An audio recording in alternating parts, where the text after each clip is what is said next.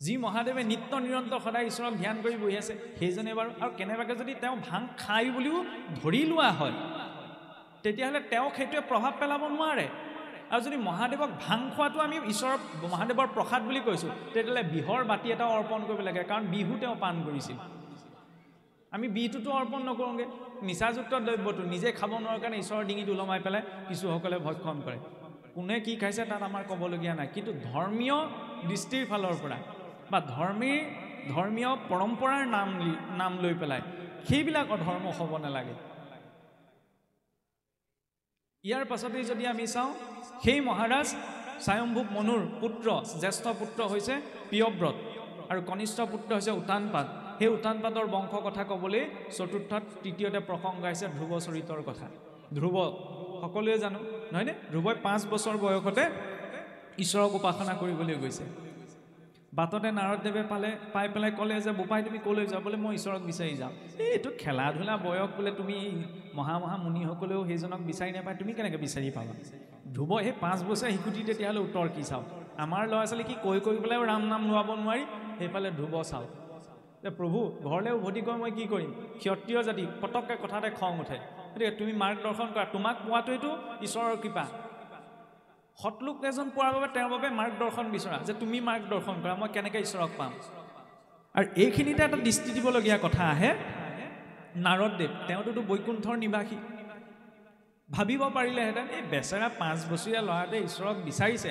ইয়াকনো মই কি ঈশ্বৰ উপাসনাৰ কথা ক'ম গতিকে বলচোন মই তোক ঈশ্বৰক দেখুৱাই আনোগৈ কিন্তু সেই 5 বছৰীয়া শিশুটিকো কি দিছে উপাসনা সাধনা দিছে গতিকে উপাসনা বা সাধনা অবিহনে জীৱনটো নচলে সেই 5 বছৰীয়া ধ্ৰুৱকো কিন্তু নাৰদদেৱে কোৱা নাই যে সৰু ল'ৰাটোক আৰু কি সাধনা কৰিবলৈ দিম কিন্তু ব্যৱস্থা দিছে কি পুণ্য নদী যমুনাৰ তীৰতে সাক্ষাৎ মধুবন নামে এক স্থান আছে তাত সেই স্থানে গয়া গোবিন্দক আৰাধিবি স্নান কৰি যমুনাত ত্ৰিসন্ধ্যা কৰিবি কুশ কৃষ্ণাৰ যিন শুদ্ধ আসন কৰিবি প্ৰাণায়াম কৰি মন প্ৰাণ নিয়মিবি প্ৰণৱ উচ্চৰি হৃদি পংকজ মধ্যত প্ৰথমতে কৃষ্ণক চিন্তিবি হৃদয়ত 5 বছৰীয়া শিশুটিৰ প্ৰতি সেয়া নাৰদদেৱে কৈছে মইতো কহোঁ বাপু ভজন উপায় ভজন মানে কি ঈশ্বৰক আমি কিদৰে ভজনা কৰিম সেই ব্যৱস্থা কৰিছে কি যে তুমি যমুনাৰ তীৰত থকা মধুবনলৈ গমন কৰা তীৰ্থলৈ যোৱাৰ সেইখিনিতে মাহাত্ম্য আছে তীৰ্থ মানে কি য'ত সৎলোকৰ সমাগম হয়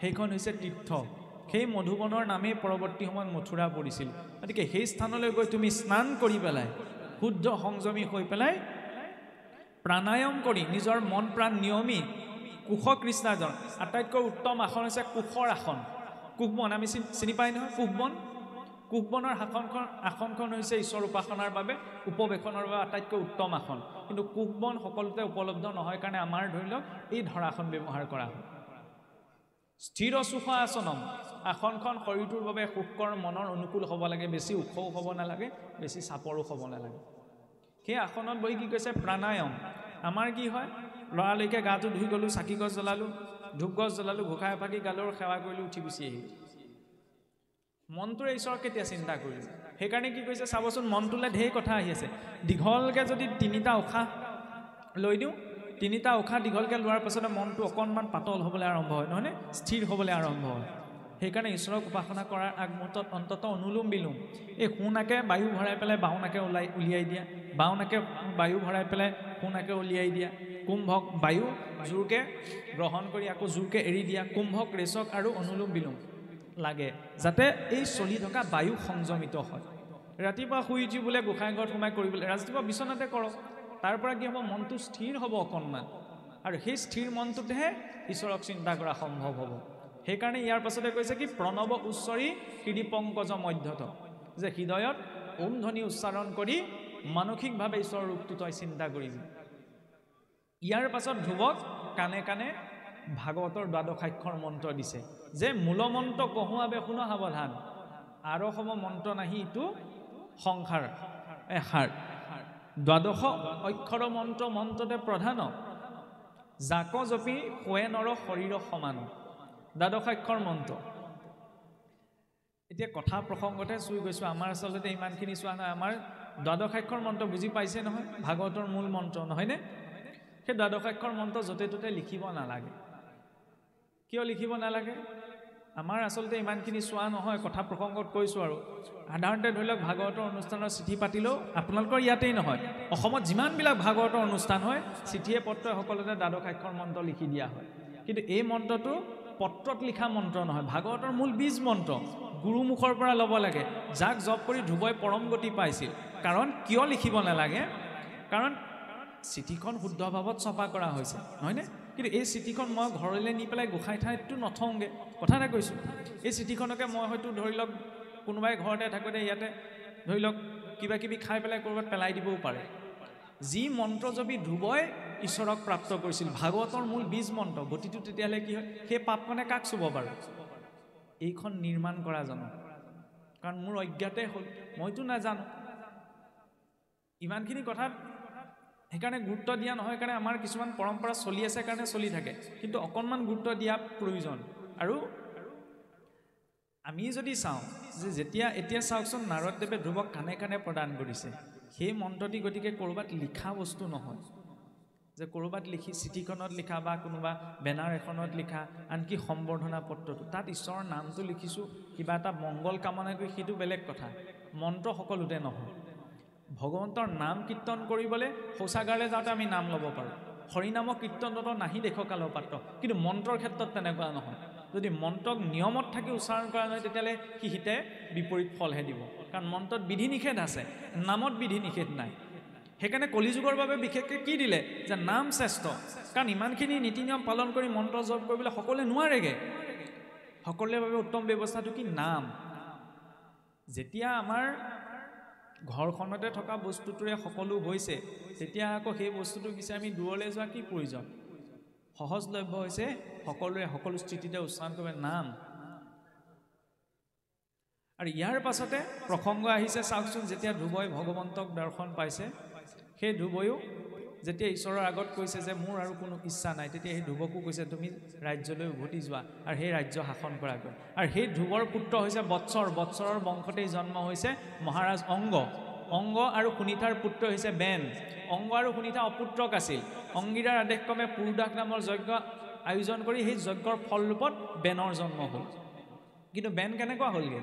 মহা অধৰ্মী, একো কথা নুশুনে, ধৰ্মত কোনো মতি নাই, সদাচাৰৰ একো পালন নাই। তেতিয়া যজ্ঞৰ পৰা আশীষ লাভ কৰা বেন ইমান অধৰ্মী কিয় হ'ব পালে?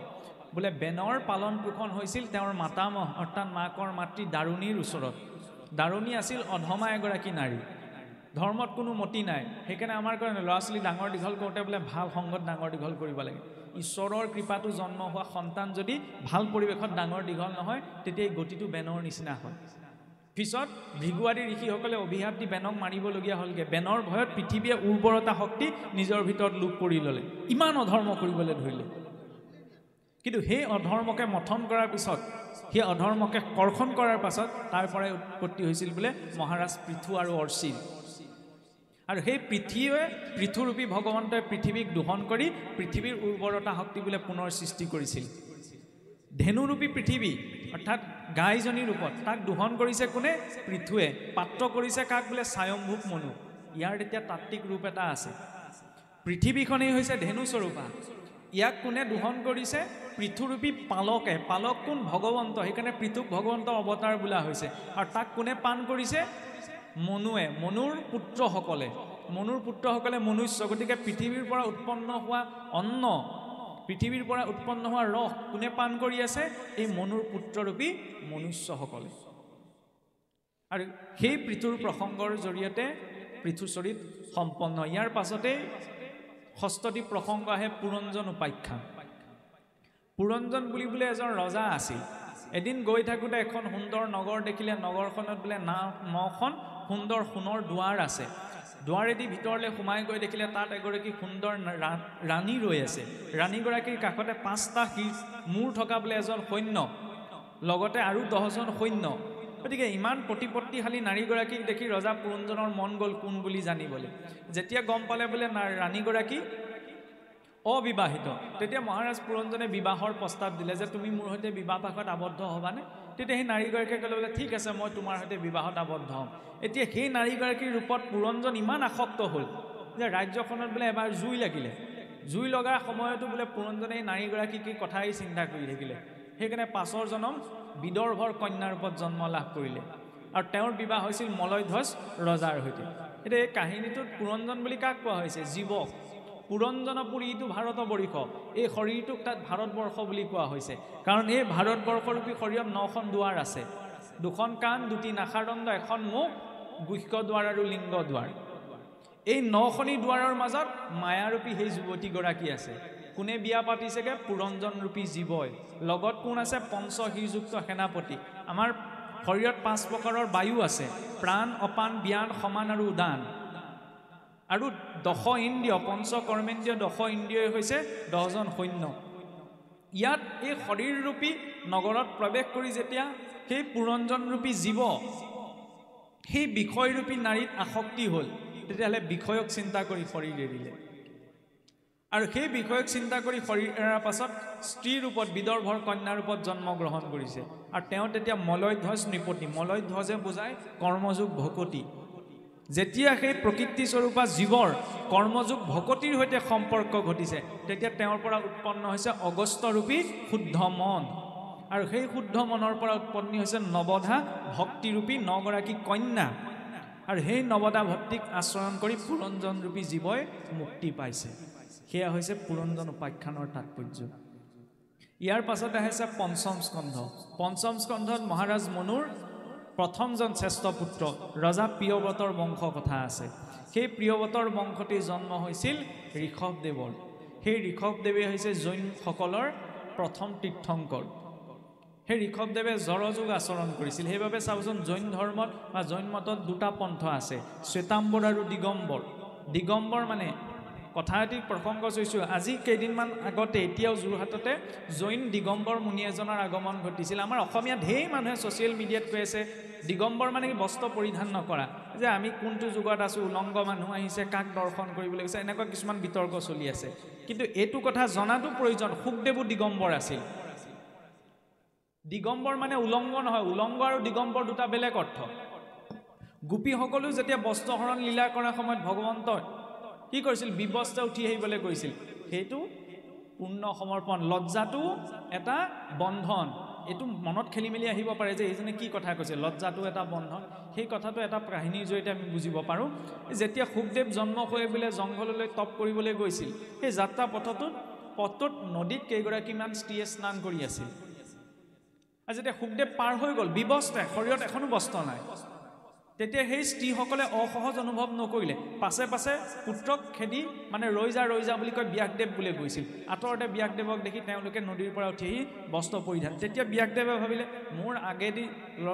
মোৰ ডেকা ল'ৰাটো আগেদি পাৰ হৈ গ'ল তেওঁক দেখি পেলাই কোনো অসহজ অনুভৱ নলা মোৰ বুঢ়া মানুহটোক দেখি যে তোমালোকে লজ্জা সম্বৰণ কৰি দেখুৱাইছা এই কথাটোৱে বুজিব তেতিয়া সেই কেইগৰাকীয়ে কৈছিল যে হে ব্যাসদেৱ তোমাৰ পুত্ৰৰ দৃষ্টিত পুৰুষ আৰু স্ত্ৰী এই শৰীৰৰ ভেদাভেদ নাই তেওঁ মুক্ত তেওঁ শৰীৰত বিষয়ত আসক্ত নহয় গতিকে তেওঁৰ সন্মুখত আমাৰ লজ্জা নাই কিন্তু তোমাৰ দৃষ্টিত মায়া আছে সেইকাৰণে তোমাৰ সন্মুখত আমি লজ্জা অনুভৱ কৰিছোঁ দিগম্বৰ বুলি কাক কয় যি দিগসকলক নিজৰ বসন কৰিব পাৰিছে সেইজন হৈছে দিগম্বৰ কেঁচুৱাটোৰ দৰে ভাৱ কেঁচুৱাটোৱে কাপোৰ পিন্ধি আছে পিন্ধি নাই পিন্ধা তাৰ প্ৰতি কোনো ধ্যান নাথাকে অৰ্থাৎ সি মুক্ত সেইকাৰণে আমি কওঁ সৰু ল'ৰাটোৰ বোলে গোসাই থাকে গতিকে যুগত এনেকুৱা এটা স্থিতি আছে যি স্থিতিটোত সেই বস্তুকো মায়া বা লজ্জাৰ বন্ধন বুলি ত্যাগ কৰি দিয়া হয় সেইটো হৈছে দিগম্বৰ স্থিতি সেই দিগম্বৰ পৰম্পৰা আৰম্ভ কৰিছিল জড়যোগ আচৰণ কৰি ঋষভদেৱে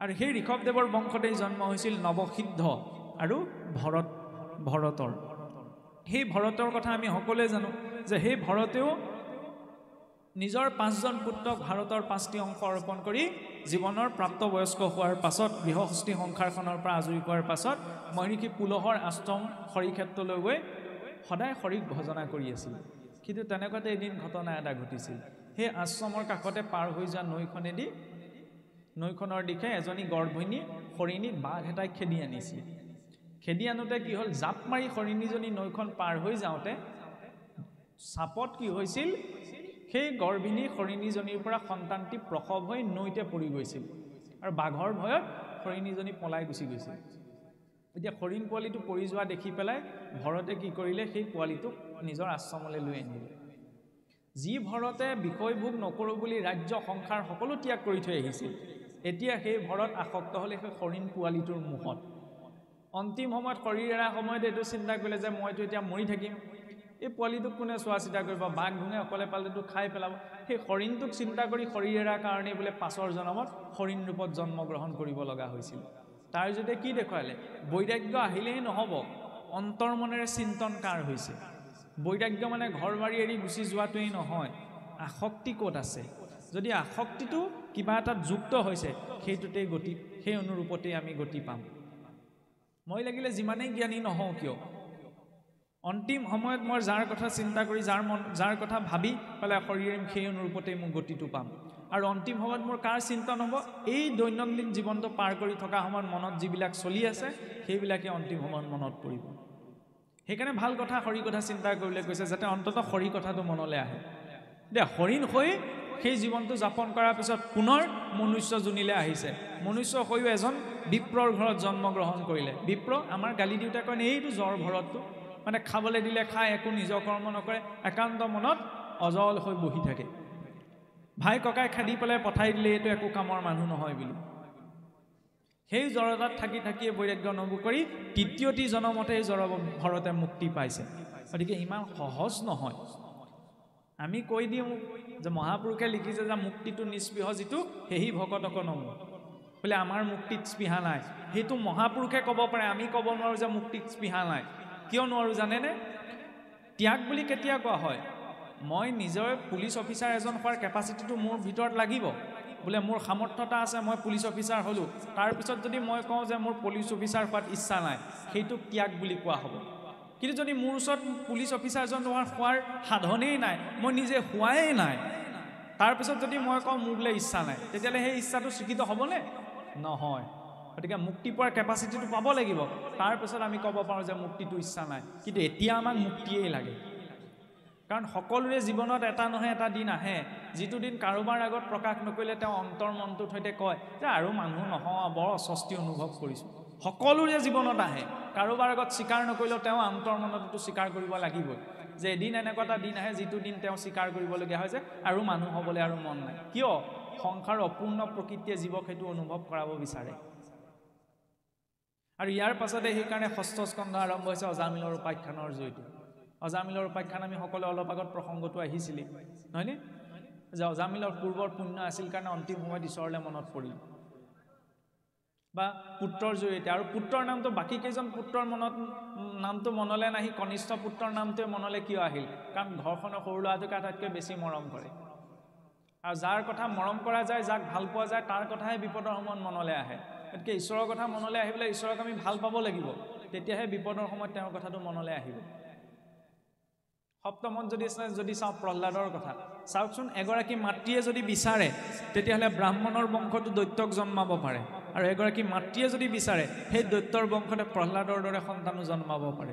দ্বিতীয়ে বিচাৰিছিল ন সন্ধ্যাবেলা ঋষি কাশ্যপৰ ওচৰত যে মোৰ সন্তানসকল বহুত শক্তিশালী হওক, দেৱতাসকলক পৰাস্ত কৰিব পৰা হয়। কাম ভাৱত ক্ৰোধবশতঃ আসক্ত হৈ সন্তান বিচৰাৰ কাৰণে সেই ঋষি কাশ্যপৰ ঔৰসত এই কশিপু আৰু হিৰণ্যাক্ষৰ জন্ম হৈছিল। আনহাতে সেই কশিপুৰৰ বীৰ্যতে প্ৰহ্লাদৰ দৰে এটি সন্তান কেনেকৈ জন্ম হ'ব বোলে? কশিপুৰ যিদিনা তপ কৰিবলৈ গৈছিল সেইদিনা বাটতে খুব পক্ষী এটাৰ মুখত নাৰায়ণ বুলি শুনি উভতি গুচি আহিলে। কাঁইদিয়ে সুধিলে যে আপুনি কিয় উভতি আহিলে? বোলে মই শত্ৰুৰ নাম শুনিলোঁ সেইকাৰণে উভতি আহিলোঁ। কি বুলি শুনিলে? বোলে নাৰায়ণ বুলি শুনিলোঁ। তেতিয়া সেই মাতৃগৰাকীয়ে বাৰে বাৰে কি বুলি শুনিলে বুলি কশিপুৰৰ মুখত নাৰায়ণৰ নাম স্মৰণ কৰাই কশিপুৰৰ বীৰ্য নিজৰ গৰ্ভত স্থাপন কৰাইছে। এইটো হৈছে আধ্যাত্মিক দৰ্শন। কেৱল ভোগ কৰি আমাৰতো সেইটো চিন্তাই ন, এবছৰ বিয়া পাতিলে মাত্ৰ এবছৰৰ ভিতৰত ল'ৰা ছোৱালী মোক দেখিবই লাগিব। কেনেবাকৈ যদি এবছৰৰ ভিতৰত বোলে ল'ৰা ছোৱালী যদি হোৱা নাই, ঘৰৰ কিছু মানুহে, সমাজৰ কিছুমানে সেইহাল দম্পতীক ভাল দৃষ্টিৰে নাচায়। এইটো বৰ বেয়া অন্ধবিশ্বাস। সন্তান ভোগ কৰি জন্ম দিয়া এটা প্ৰক্ৰিয়াই নহয়, তাত সংযমিতা লাগিব। এইখিনি কথা আমাৰ মুখৰ পৰা শোভা নাপায়, যদিও প্ৰাসংগিক হয় কাৰণে কৈছোঁ। আৰু যে দিনটোত আমাৰ চাওকচোন 8টা প্ৰহৰ থাকে, 3 ঘণ্টাৰ মূৰে একোটা সময়ক প্ৰহৰ বুলি কোৱা হয়। দিনৰ প্ৰহৰত যদি স্ত্ৰী পুৰুষৰ মিলনৰ জৰিয়তে যি সন্তান বা গৰ্ভ সৃষ্টি হয়, গৰ্ভ নষ্ট হয়। প্ৰথম প্ৰহৰত যি সন্তান সৃষ্টি হয় সেই সন্তান ৰোগীয়া হয়, দ্বিতীয় অল্পায়ু হয়, দ্বিতীয় পোহৰত সৃষ্টি হ'লে সি ৰুগীয়া হয়, তৃতীয় পোহৰত উত্তম, চতুৰ্থ পোহৰত সৰ্বোত্তম।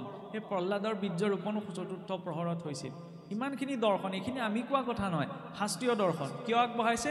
গৃহস্থী আশ্ৰমখনৰ বাবে।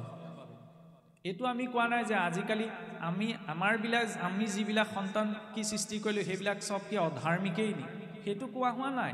আমাৰ ভাল হৈছে, আমি ভালত আছোঁ, কিন্তু যদি আৰু গুৰুত্ব দিওঁ আমি ইয়াতকৈ আৰু ভাল কৰিব পাৰোঁ। শাস্ত্ৰই সদায় সেই দিশটোত গুৰুত্ব এটা প্ৰদান কৰি এই কথাখিনি আমাক প্ৰদান কৰিছে। আৰু সেই কায়দু মাতৃৰ পালন পোষণ ক'ত হৈছে চাওকচোন, নাৰদৰ আশ্ৰমত। পুৱা গধূলা সদায় হৰিৰ কথা শুনোতে শুনোতে গৰ্ভস্থ সন্তানটিক প্ৰভাৱ পেলাইছে। গতিকে মাতৃগৰাকীয়ে গৰ্ভ পালন কৰাৰ সময়ত যি ভাৱ ৰাখে, যি বাক্য ক'ব, যেনেধৰণৰ খাদ্যবস্তু খাব, তাৰ প্ৰভাৱ সন্তানটিৰ ওপৰতো পৰে। ছফ্টৱেৰটো গৰ্ভতে ডিজাইন হৈ আহে, পাছত এপ্লাইহে হয়হি। পিছত ঈশ্বৰৰ কিবা এইটো কণা ভগৱানে কি দিলে বুলি ঈশ্বৰক গালি পাৰি লাভ নাই। সেইখিনি সময়ত যেনেধৰণৰ সংস্কাৰ হৈছিল পাছৰ সময়ত সেইখিনিয়ে প্ৰকাশ পায়। সেয়া আমাক দেখুৱালে সপ্তম স্কন্ধৰ জৰিয়তে। অষ্টমৰ জৰিয়তে চাওকচোন, পোনপ্ৰথমতে আহিছে গজেন্দ্ৰ উপাখ্যান। ভক্তি আচৰণ কৰিলে, অকণমানো যদি কোনোবাই ভক্তি আচৰণ কৰিছে, কিবা কাৰণত তেওঁ অধোগতি লাভ কৰিলেও পতিত নহয়। ৰজা ইন্দ্ৰদুম্নই সকলো ৰাজ্যভাৰ এৰি জংঘলত থাকিবলৈ আৰম্ভ কৰিছিল যে হৰিক ভজনা কৰিম, যাতে এই পুত্ৰ ভাৰ্যাৰ মোহে মোক স্পৰ্শ কৰিব নোৱাৰে। তেনেতে এদিন হৰিক চিন্তা কৰি বহি থাকোঁতে অগস্ত্যৰ আগমন ঘটিল। অগস্ত্যই ২-৩বাৰ মাতিলে বোলে, হে ৰা উঠাচোন, মই আহিছোঁ। কিন্তু ৰজা ইন্দ্ৰদুম্ন ইমান মগ্ন হৈ আছিল, অগস্ত্যৰ উপস্থিতিৰ কথা গমেই নাপালে। ঋষি অগস্ত্যৰ তেতিয়া খং উঠিলে যে এইজনে একদম হাতীটোৰ দৰে বৰ গপ ধৰি বহি আছে, মই ইমান ২-৩বাৰ মাতিছোঁ, তেওঁ সম্ভাষণ এটি জনোৱা নাই। যা বোলে, তোক অভিশাপ দিছোঁ, তই যি তপৰ অভিমানত বহি আছ হাতীটোৰ দৰে, তই সেই হাতী হৰিৰে প্ৰাপ্ত হ। এতিয়া এইখিনিতে মনলৈ অকণমান শংকা এটা আহে, ৰজা ইন্দ্ৰদুম্ন সকলো এৰি পেলাই ঈশ্বৰ ভক্তি কৰিছিলগৈ, লাভটো তেতিয়াহ'লে বোলে কি হ'ল? অভিশাপে পালে হাতী হ'বলৈ। সেই অভিশাপটোৰ সাৰ্থকতা কোনখিনিত হৈছে? যেতিয়া গজেন্দ্ৰ চাওকচোন সংকটত পৰিছে, যেতিয়া চাৰিওফালৰ পৰা অসহায় হৈ গ'ল, তেতিয়া কালৈ মনত পৰিছে? ঈশ্বৰলৈ। কিয় মনত পৰিবলৈ পালে? পূৰ্বকৃত পুণ্য আছিল, আৰু পূৰ্বতে যিটো স্তুতিৰে সদায় ঈশ্বৰক স্তুতি কৰিছিল, সেই স্তুতিটো গজেন্দ্ৰৰ শৰীৰত, সেই গজ শৰীৰত ইন্দ্ৰদুম্নৰ মনত পৰিছে। অধোগতি লাভ কৰিছে, মানুহৰ পৰা হাতী হৈছে, কিন্তু পতিত হোৱা নাই। সংকটৰ বেলা ঈশ্বৰক চিন্তা কৰি তৰি যাব পাৰিছে। আৰু সেই গজেন্দ্ৰ বুলি চাওকচোন, মদমত্ত মনটোৱে হৈছে গজেন্দ্ৰ, যিটো আমাৰ ভিতৰত আছে। সেই মদমত্ত মনটোক মায়াৰূপী গ্ৰাহে ধৰি আছে। এতিয়া আপুনি মই পদুম ফুল ছিঙি ঈশ্বৰক স্মৰণ কৰোঁ নকৰোঁ, সেইটো আপোনাৰ মোৰ ওপৰত নিৰ্ভৰ কৰে। কাৰণ আমাকো এই মায়াৰ সৰোবৰত মায়াৰূপী গ্ৰাহে দুইখন ভৰিতে ধৰি থৈছে, গজেন্দ্ৰকটো এখন ভৰিতহে থৈছিল। এতিয়া সংকটৰ বেলিকা পৰি একান্ত ভাৱত ঈশ্বৰক চিন্তা কৰোঁ নে নকৰোঁ, সেইটো আমাৰ ওপৰত নিৰ্ভৰ কৰে। এতিয়া যেতিয়া গজেন্দ্ৰই ভগৱন্তক স্মৰণ কৰিলে, স্মৰণ কৰা মাত্ৰকে গজেন্দ্ৰ ভগৱত স্পৰ্শাদ জীৱন মুক্তো কৰ্ম বন্ধনাত লব্ধা ভাগৱত দেহম পুনৰ্জন্ম নাভৱতি। যে ভগৱন্তৰ দিব্য প্ৰভাৱত গজেন্দ্ৰৰ সেই গজ শৰীৰ নষ্ট হৈ বোলে দিব্য পাৰিষদী শৰীৰ, ভাগৱতী শৰীৰ প্ৰাপ্ত কৰিছিল। এতিয়া সেইখিনিতে কথা এতিয়া আহে, ভগৱন্ত আহিলে পোনপ্ৰথমতে কিন্তু গজেন্দ্ৰক মুক্তি দিয়া নাই। প্ৰথমতে গ্ৰাহক স্বৰ্গলৈ পঠাই লৈছে, তাৰপাছতে গজেন্দ্ৰক মুক্তি দিছে। লক্ষ্মীয়ে সুধিলে বৈকুণ্ঠলৈ উভতি যোৱাৰ পিছত, প্ৰভু তোমাক মাতিলে গজেন্দ্ৰই, তুমি গ'লা গজেন্দ্ৰৰ কাৰণে, তুমি প্ৰথমতে গজেন্দ্ৰকে উদ্ধাৰ কৰিব লাগিছিল, গজেন্দ্ৰকে মুক্তি দিব, প্ৰথমতে তুমি গ্ৰাহকেচোন স্বৰ্গলৈ পঠাই ল'লা। তেতিয়া প্ৰভুৱে বোলে কৈছিল যে, সেই দেৱী চোৱা, যিজনে মোক স্মৰণ কৰিলে তেওঁকতো মই উদ্ধাৰ কৰিমেই, কিন্তু যিজনে মোৰ ভকতৰ চৰণত ধৰিলে তেওঁক মই প্ৰথমতে উদ্ধাৰ কৰিম। সেইকাৰণে কোৱা হৈছে যে বৈষ্ণৱ বিষ্ণু কলি মধ্যে বিশেষত, এই কলিত বৈষ্ণৱেই বিষ্ণু। এই জানো নহয় বোলে কিমানৰ ভকত, এইটো বিচাৰ কৰা আপোনাৰ মোৰ দায়িত্ব নহয়। ভক্তজন আহিছে যেতিয়া ভক্ত ৰূপত, তেওঁৰ প্ৰতি ভাৱ প্ৰকাশটোৱে দায়িত্ব। তেওঁ নিজৰ যদি কিবা অপকৰ্ম কৰিছে, কাৰণ চাওকচোন আমি বহুত ডাঙৰ বহুত শক্তিশালী ইউনিফৰ্ম এযোৰ পিন্ধি আছোঁ, ভকতৰ সাজযোৰ। এই সাজযোৰ পিন্ধি যদি মই কপটতা কৰিছোঁ, ঈশ্বৰে কিন্তু সোধাই নেৰে। তাৰ উদাহৰণ হৈছে স্বয়ং জয় বিজয়, নিজৰ মানুহ, নিজৰ ঘৰৰ মানুহ অকণমান অহংকাৰ কৰিছিল, বৈকুণ্ঠৰ পৰা সহায় পঠাই দিলে। আমিতো মানুহহে। এতিয়া ঈশ্বৰৰ ভকতৰ সাজযোৰ পিন্ধি যদি ঈশ্বৰে নকৰিবলগীয়া কামখিনি কৰিছোঁ, তেতিয়া মাধমাৰটো কিন্তু আমাৰ ওপৰতেই পৰিব। সেইকাৰণে সাৱধান হৈ চলাটো প্ৰয়োজন।